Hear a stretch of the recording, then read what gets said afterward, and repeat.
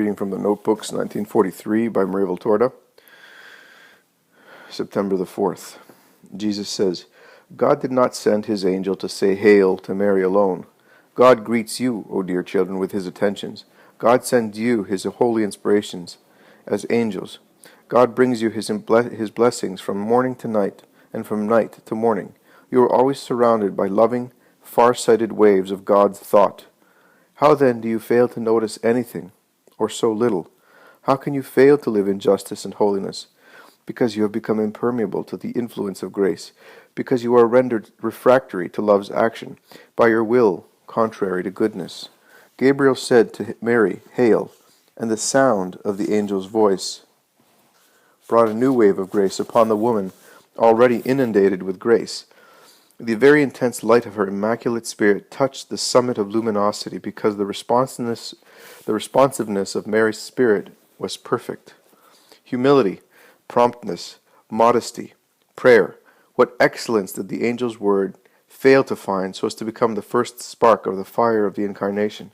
Great was the gift of being preserved from original sin, which the Eternal had made to the one chosen to be the first tabernacle of the Son's body, but how great was the responsiveness in Mary. If another creature had been given, I won't say the secret gifts which only God knew he had given, but the evident ones of which a person is aware, such as supreme intelligence, supernatural instructions, and inflamed contemplations, and I am speaking only of the moral and spiritual gifts, how could the creature fail to glory in so many gifts, at least at intervals? But no, in Mary there was none of this. The more God raised her towards his throne, the more gratitude and love and humility increased in her. The more God made her understand that the divine hand was extended over her as a protection against every deceit of evil, the more vigilance against evil increased in her. Mary did not commit the error which brings down so many souls endowed with the capacity for perfection. That is, she never said, I feel God is watching over me. I feel God has chosen me. I'll let him worry about defending me from the enemy.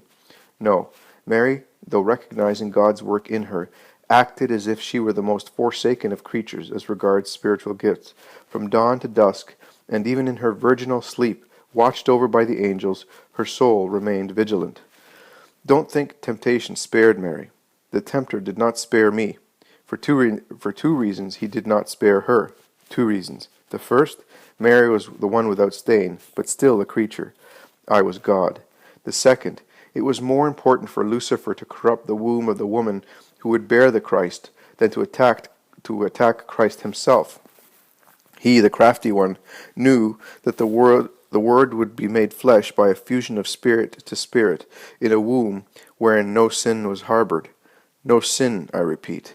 If from Eve on he had led all women into temptation, he was sure he would never be defeated by the eternal victor. One woman alone always resisted him, Mary, and one alone knows what an embroidery, what a filigree of seduction Lucifer spread out around Mary to shake and obfuscate her superangelical soul.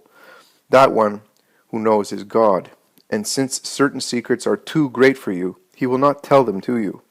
From Mary's splendor in heaven you will grasp the grandeur of her soul, a grandeur obtained by her own will, and she wanted so much to be holy out of love for her God that it would have been extremely great, even without supreme forms of assistance.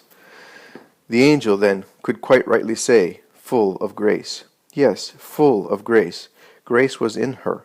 Grace, that is God, and grace, that is God's gift, which she was able to bring to 1,000-fold yield. That is what is needed, O children, to make heavenly things conceive the Christ in you. Your adherence to grace, your gathering in of grace, your multiplying of grace, and your breathing in grace. The body, to live, must take in air and food. The soul, to live, must breathe in grace.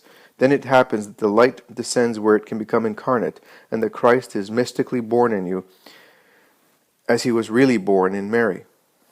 Hail Mary, full of grace. Look at her, all of you, O Christians, so that unlike the first son of Mary, look at her, you women above all, so unlike her, and learn and imitate on the fact that the road to evil with 1,000 faces has been opened up by you with your carnality, contrary to the life of grace in creatures, without which man becomes a demon and the world a hell.